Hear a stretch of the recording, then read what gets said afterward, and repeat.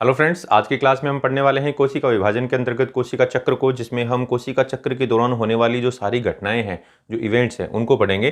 तो कोशिका चक्र में इन घटनाओं से रिलेटेड बहुत ही इंपॉर्टेंट क्वेश्चन आते हैं। तो यहाँ पर आपको एक फिक्स कंसेप्ट रहना चाहिए कि कौन सी इवेंट के अंदर क्या होने वाला है, यानी कौन सी इवेंट के अंदर कौन सा प्रोडक्ट बनेगा, ये मेनली चीज़ है, मेन आपको ये पता रहना चाहिए। तो आइए फ्रेंड्स, क्लास स्टार्ट करते हैं। तो कोशिका जो चक्र है, इसमें दो अवस्थाएं होती है, हमें पता है सेल साइकिल की। एक तो होती है इंटरफेज, जिसको हम बोलते हैं अंतरावस्था,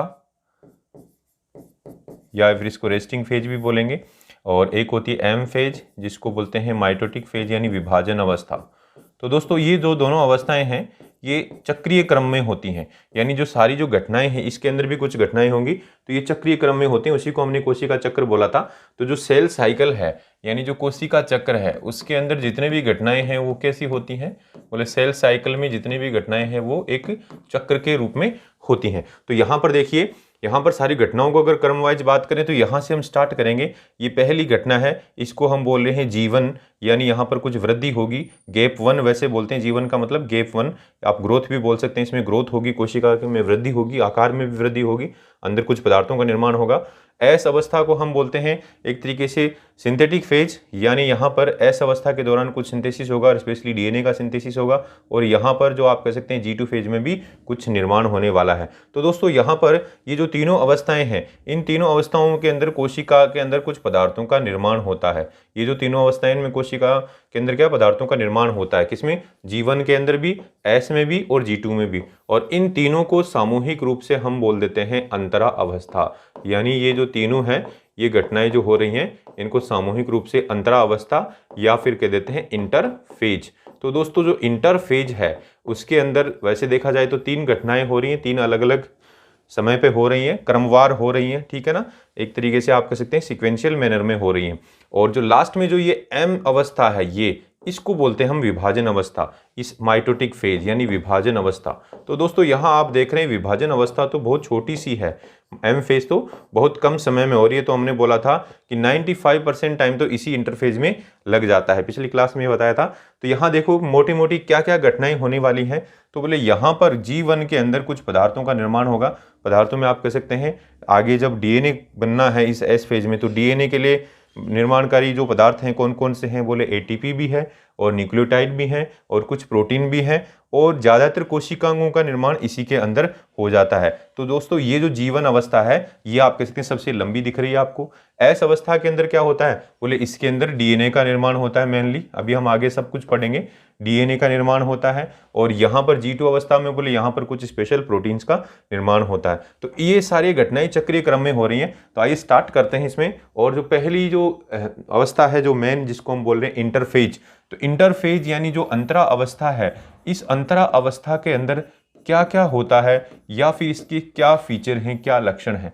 तो दोस्तों, यहाँ जो अंतरा अवस्था है, इसको हम कह सकते हैं यहाँ पर प्रिपरेशन ऑफ सेल डिवीजन, यानी कोशिका विभाजन की तैयारी होती है। क्या होती है दोस्तों? कोशिका विभाजन की तैयारी। इसके दौरान क्या होता है? तो बोले कोशिका विभाजन की तैयारियां होती है, यानी को सेल जो है, कोशिका है, वो अपने आप को तैयार करेगी, कुछ पदार्थ बनाएगी। और इसीलिए आप कह सकते हैं इसको मोस्ट एक्टिव स्टेज बोल रहे हैं सेल साइकिल का, यानी आप कह सकते हैं सबसे अधिक सक्रिय अवस्था कौन सी है? तो बोलेंगे सबसे अधिक सक्रिय जो है, यानी इन दोनों में तुलना करें, इंटरफेज और एम फेज में, तो ये सबसे अधिक सक्रिय है दोस्तों। अब इसके दौरान क्या होगा? बोले सेल ग्रोथ करेगी, यानी कोशिका में एक तो आकार के अंदर वृद्धि होगी, यानी कोशिका में बहुत सारे पदार्थ अंदर बनेंगे, इसलिए इसकी ग्रोथ होगी। और साथ में डीएनए का रेप्लिकेशन, यानी डीएनए का संश्लेषण होगा, ठीक है ना। अब इस अवस्था के दौरान कोशिका जो है वो विभाजित नहीं होती है, इसलिए दोस्तों इसको रेस्टिंग फेज भी बोलते हैं, इसको विराम अवस्था भी बोलते हैं। तो देखिए हो क्या रहा है?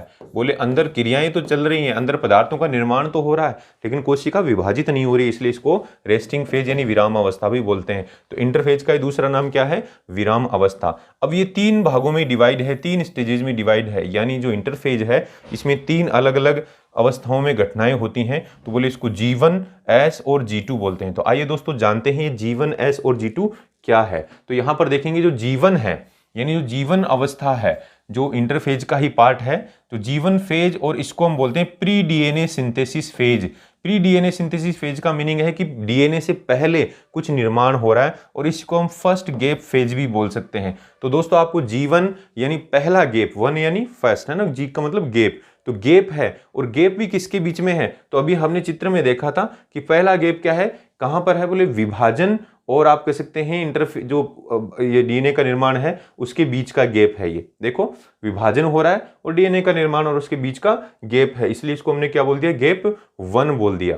तो अब यहां पर देख सकते हैं इसके क्या फीचर हैं इस अवस्था के, तो बोले ये सबसे लॉन्गेस्ट फेज है सेल साइकिल का, यानी सबसे बड़ी अवस्था।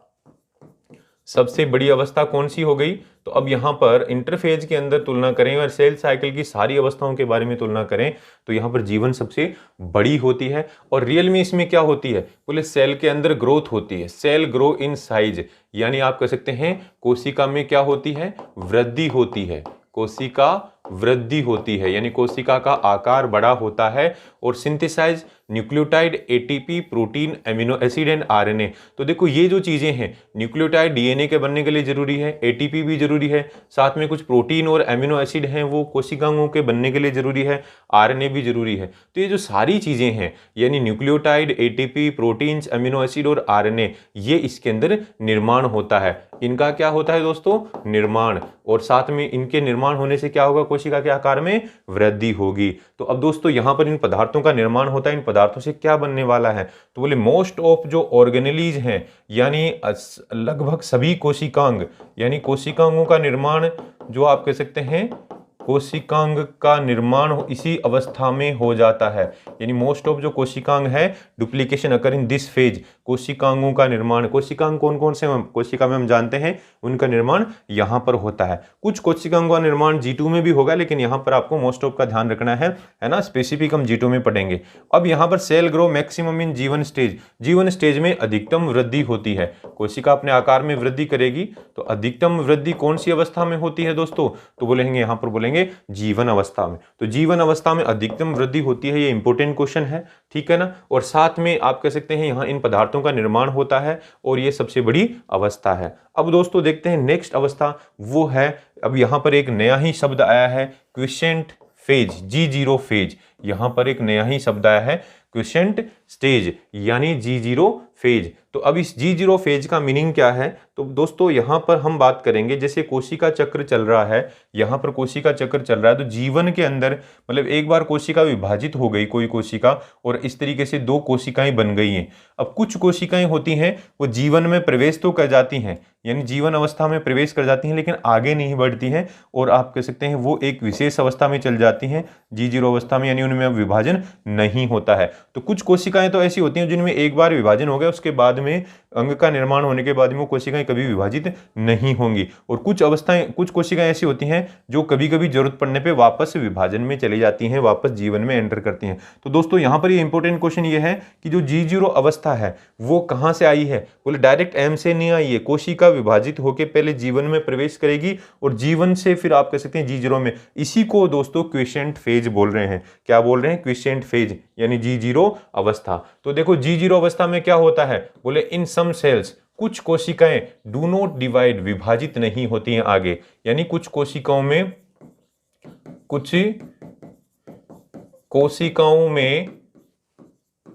विभाजन नहीं होता है, मतलब एक बार हो गया उसके बाद में नहीं होता है, आगे वो विभाजित नहीं होती हैं। दे एग्जिट G1 फेज, ये लाइन बड़ा इंपॉर्टेंट है, यानी जीवन से बाहर निकली हैं वो, डायरेक्ट M से G0 में नहीं गई है। वो कैसे निकली हैं, तो बोले यहां पर हम कह सकते हैं कि जो G1 है उससे वो G0 में गई हैं, ये सही है।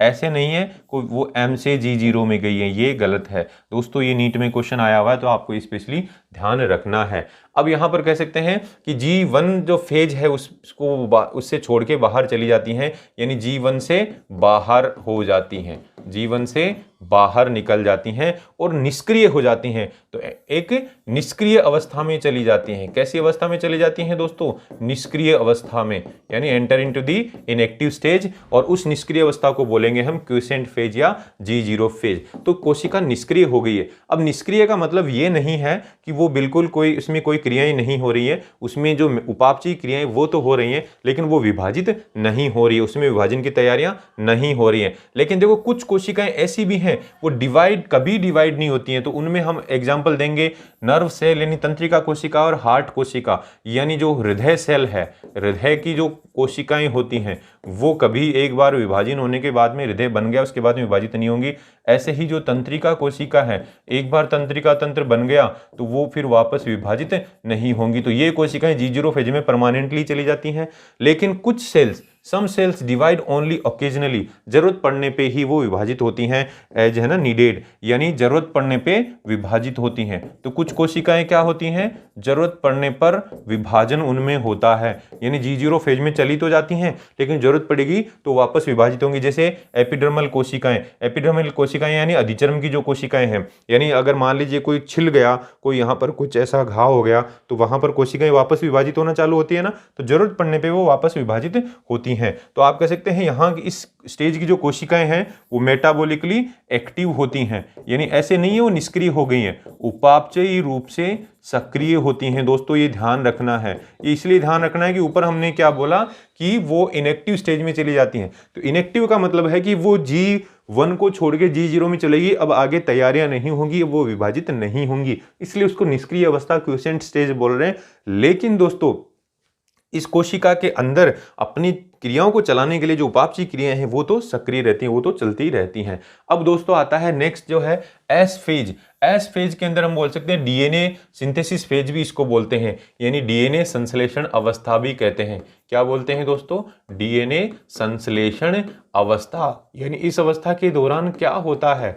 डीएनए का निर्माण होता है, मोटा मोटा दिख रहा है। तो यहां पर आप कह सकते हैं DNA replicates in the nucleus, यानी डीएनए का संश्लेषण होगा। तो पहला मेन काम। ऐसे ही दोस्तों यहां पर और क्या होगा? बोले सेंट्रियोल जो होता है, यानी जो तारक केंद्र होता है, उनका डुप्लीकेशन भी होता है। डीएनए का रेप्लिकेशन तो हो रहा है लेकिन डुप्लीकेट इन दी साइटोप्लाज्म, तारक केंद्र कोशिका द्रव्य के अंदर। तो यहां पर एक ध्यान रखना है कि तारक केंद्र कहां है? कोशिका द्रव्य में है, साइटोप्लाज्म में है, इसलिए उसका डुप्लीकेशन, उसकी प्रतिकृति यानी उसका निर्माण कब कहां होगा?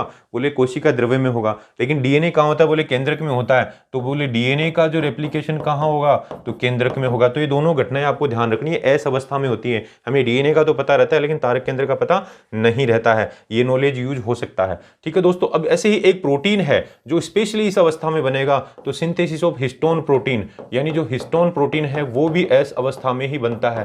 बिकॉज हिस्टोन प्रोटीन कहां पैकिंग कर रहा है? डीएनए की पैकिंग कर रहा है, तो उसी समय ये बनता है। तो हिस्टोन प्रोटीन का निर्माण भी इस अवस्था में होता है। दोस्तों तीनों ही इंपॉर्टेंट पार्ट हैं, हिस्टोन प्रोटीन का निर्माण, तारक केंद्र का डुप्लीकेशन और डीएनए का डुप्लीकेशन, ये आपको ध्यान में रखना है। अब डीएनए का जब निर्माण होता है, डीएनए जब डुप्लीकेट होता है तो उसका अमाउंट है डीएनए का वो कोशिका में डबल हो जाता है, यानी दुगुनी मात्रा हो जाती है। डीएनए की कितनी मात्रा हो जाती है? दुगुनी मात्रा हो जाती है। तो क्या दोस्तों कोशिका केंद्रकों में कोशिका केंद्रक में जो गुणसूत्र होते हैं, जो क्रोमोसोम होते हैं, उसमें डीएनए होता है, और डीएनए जब डबल हो जाएगा तो क्या गुणसूत्रों की संख्या भी डबल हो जाती है? तो बोले नहीं, यहां पर आप कह सकते हैं एस फेज के बाद में नंबर ऑफ क्रोमोसोम है वो सेम ही रहते हैं, गुणसूत्र कभी डबल नहीं होते। बस डीएनए की मात्रा, यानी जो शुरुआत के अंदर जिसको हमने 2C से बोला, यानी शुरुआत में 2C है वो सिर्फ 4C हो जाएगी, यानी जस्ट डबल हो जाएगी। ये आपको दोस्तों ध्यान रखना है।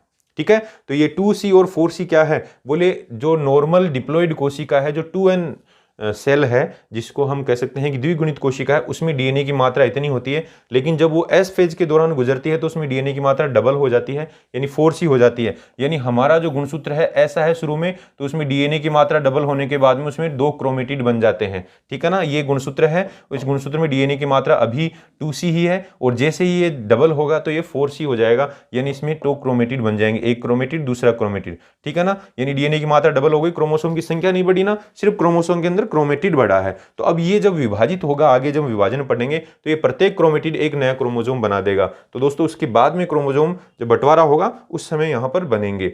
अब यहाँ पर हम बात करते हैं तीसरी जो अवस्था है जिसको बोलते हैं हम G2 फेज। G2 यानी गैप 2, सेकेंड गैप फेज, जिसको हम पोस्ट डीएनए सिंथेसिस फेज भी बोल सकते हैं, यानी डीएनए के संश्लेषण के बाद में आने वाली अवस्था। क्योंकि बिकॉज हमने पहले देखा G1 आया, फिर S आया और फिर G2 आया, और अब हमारा क्या आएगा, M आएगा, और फिर वापस ऐसे ऐसे होती है। तो देखो इसको बोला हमने पोस्ट डीएनए, डीएनए का निर्माण इस अवस्था में हुआ, तो G2 क्या है, पोस्ट डीएनए सिंथेसिस फेज है। और ये M फेज से सब पहले है, तो इसको प्री माइटोसिस फेज भी बोल देंगे। क्या बोल देंगे, प्री माइटोसिस फेज। तो यहां पर कौन सी घटनाएं होती हैं, तो दोस्तों आपको एक चीज ध्यान रखनी है, ट्यूबुलिन प्रोटीन, जिसकी वजह से माइक्रो जो आपके तर्कु तंतु बनेंगे, तर्कु तंतु बनेंगे। तो दोस्तों जो ट्यूबुलिन प्रोटीन है, ट्यूबुलिन प्रोटीन ये बनता है इसी अवस्था में। कौन सा बनता है, ट्यूबुलिन प्रोटीन। और ट्यूबुलिन प्रोटीन से क्या बनेंगे, बोले तर्कु तंतु बनेंगे। कौन से, तर्कु तंतु, यानी स्पिंडल फाइबर्स बनेंगे। तो दोस्तों स्पिंडल फाइबर्स अभी आगे विभाजन में आवश्यक होंगे, इसलिए ये बनेंगे। साथ में यहाँ पर कुछ स्पेसिफिक कोशिकांग है, एक तो माइटोकॉन्ड्रिया, एक क्लोरोप्लास्ट एंड एक गोल्गी एपेरेटस। ये इसी अवस्था के अंदर इनका डुप्लीकेशन होता है। देखो मोस्ट ऑफ कोशिकांगों का निर्माण तो G1 में ही हो गया था, लेकिन G2 में इन तीन का स्पेशली होता है। ये लाइन आपको ध्यान में रखनी है।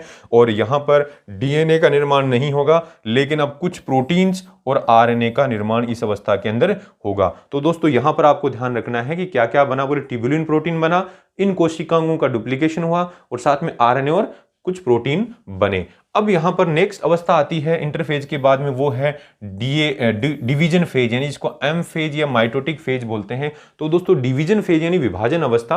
तो विभाजन अवस्था को हम वैसे अगली क्लास में पढ़ेंगे, लेकिन अभी हमने देखा कि साहब ऐसे M फेज जो है ना, डिवीजन फेज, G1 से S आया, S से G2 आया, G2 से अब M आएगा, और M से फिर वापस, यानी ये जो विभाजन अवस्था है M फेज है, इसके अंदर ही वास्तव में इसी को हम एक्चुअल सेल डिवीजन बोलते हैं, यानी वास्तविक कोशिका विभाजन इसी को बोलते हैं। क्योंकि अभी तक तो सिर्फ तैयारियां हो रही थी, वास्तविक कोशिका विभाजन यानी जो रियल सेल डिवीजन है वो किसको बोलेंगे हम, ये इस M फेज को ही बोलेंगे। और इसमें बहुत सारे ड्रामे होते हैं, यानी जब विभाजन होता है, जैसे मान लीजिए किसी परिवार के अंदर झगड़ा हो गया और संपत्ति का बंटवारा कर रहे हैं, वो प्रॉपर्टी का बंटवारा कर रहे हैं, तो उनमें झगड़ा होता है, कई ड्रामे होते हैं। तो इसीलिए हम कह सकते हैं most dramatic period of the cell cycle कौन सा है, तो बोले M फेज होती है। और इसमें जनरली होता क्या है, बोले डिस्ट्रीब्यूशन होता है, वितरण होता है किसका, ऑलरेडी डुप्लीकेटेड, पहले से बने हुए कंपोनेंट्स का, यानी पहले से बने हुए पदार्थों का बंटवारा होता है। तो बोले कौन कौन से पदार्थ बने, बोले डीएनए बना और सारे कोशिकांग बन गए, तो यानी गुणसूत्र बन गए और कोशिकांग बन गए, तो अब आप कह सकते हैं उनका बंटवारा होने वाला है। तो ये दो प्रोसेस होते हैं इसके अंदर।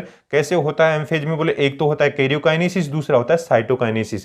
कैरियोकाइनेसिस का तो मतलब है दोस्तों केंद्रक का विभाजन, यानी जो कोशिका में जो केंद्रक है जिसके अंदर डीएनए की मात्रा डबल हो गई है, तो अब उसका विभाजन होने वाला है, कैरियोकाइनेसिस यानी डिवीजन ऑफ न्यूक्लियस। और साइटोकाइनेसिस मतलब अब केंद्रक का जब विभाजन हो जाता है, एक कोशिका में दो केंद्रक बन जाते हैं, तो बोले कोशिका की भी दो कोशिकाएं बनेंगी, यानी कोशिका द्रव्य का भी विभाजन होगा। जैसे मान लीजिए यहाँ पर दो केंद्रक बन गए, तो अब इसका विभाजन होगा, तो अब यहाँ पर इस कोशिका द्रव्य का बंटवारा होगा, तो इस तरीके से फिर दो कोशिकाएं बनेंगी। तो इस कोशिका द्रव्य का जो विभाजन है, साइटोप्लाज्म का विभाजन, उसको बोलते हैं साइटोकाइनेसिस, यानी कोशिका द्रव्य विभाजन। तो दोस्तों ये जो दोनों घटनाएं हैं, ये कोशिका द्रव्य का विभाजन और केंद्रक का विभाजन, इन्हीं को हम विभाजन अवस्था बोलते हैं। ठीक है ना, तो ये हम अगली क्लास में इनको डिटेल में पढ़ेंगे कि कैसे कैरियोकाइनेसिस होता है और कैसे साइटोकाइनेसिस होता है। तो दोस्तों यहाँ पर हमने बड़े ही इंपॉर्टेंट फैक्ट पढ़े। आपको ध्यान रखना है कि G1 में क्या घटनाएं होती हैं, क्या बनता है, S में क्या बनता है, G2 में क्या बनता है, और M अवस्था के अंदर बंटवारा कैसे होगा, वो हम अगली क्लास में पढ़ने वाले हैं। तो दोस्तों उम्मीद है क्लास पसंद आई होगी आपको। ऐसे ही आपको रोजाना क्लास मिलती रहेगी, तो आपके अपने YouTube चैनल बाय वाले गुरुजी को अभी सब्सक्राइब कर दें और इस वीडियो को ज़्यादा से ज़्यादा लाइक और शेयर कर दें। तो मिलते हैं नेक्स्ट क्लास में। Thank you.